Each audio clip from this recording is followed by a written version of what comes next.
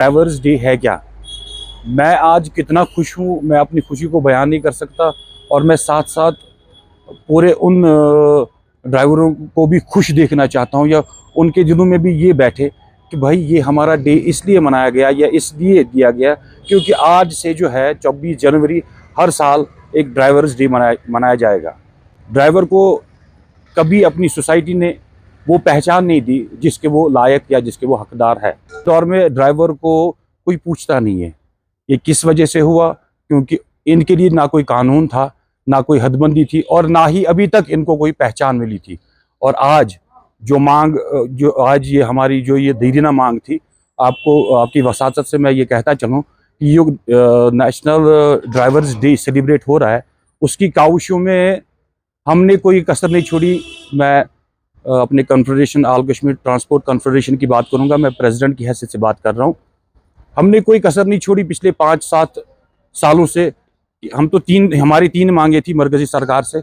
एक तो driver day का ऐलान किया जाए, जैसे डॉक्टर्स डे मनाते हैं, इंजीनियर्स डे बनाते हैं या नर्सेस डे मनाते हैं। और समाज में जो बेहतरीन काम करने वाला, जो एक व्यापारी से लेके जितनी भी चीज़ें हैं जो बाहर से आती है उनको अपने मुकाम तक, या जो जहाँ से पैदावार हमारी होती है वो बाहर के स्टेटों में जाके यही ड्राइवर तो लाता है।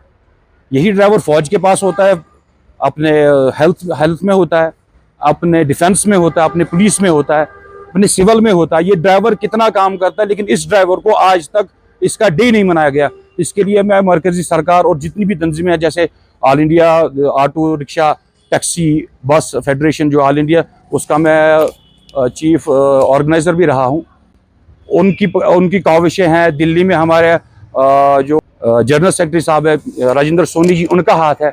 All India national transport Congress, उसका बहुत बड़ा रोल है इसमें।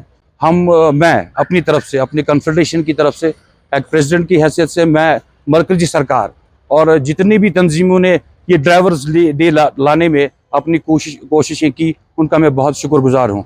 अब महाराष्ट्र में या कर्नाटक में, अभी बिहार में रिसेंटली ड्राइवरों के लिए एक सोशल वेलफेयर बोर्ड बनाया गया।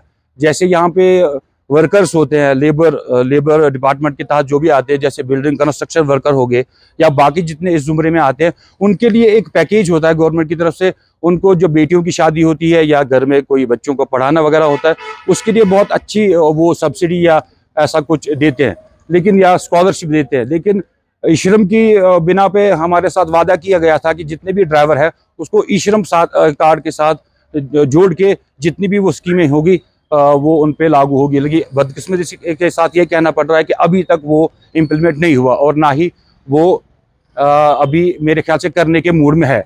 लेकिन अगर हम एक ही झंडा, एक ही देश की बात करते हैं, तो दिल्ली में एक अलग कानून क्यों, हमारे कर्नाटक में अलग क्यों, हमारे JNK में क्यों?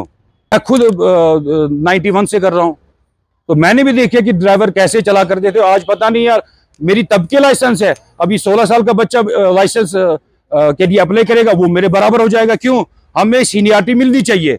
और जितनी हमारी लाइसेंस थी, जैसे कोई मीडियम पैसेंजर मोटर व्हीकल्स ऐसे कुछ, अब उन्होंने कर दिया 2014 में एक कानून लाया, नहीं भाई जो अपना कमर्शियल लाइसेंस खत्म हो गई, अब जो भी बच्चा आएगा वो कमर्शियल गाड़ी चला सकता है।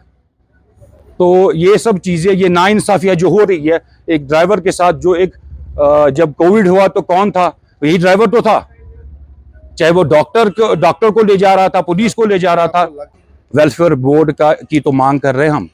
मैंने बोला कि जिससे कर्नाटक में है, एक्सीडेंट होता है तो उनको 15 लाख मिलते हैं। किसी और स्टेट ने 8 लाख रख लिए, 10 लाख रख दिए, तो वैसे ही करो ना, ये भी तो खदमत करते हैं।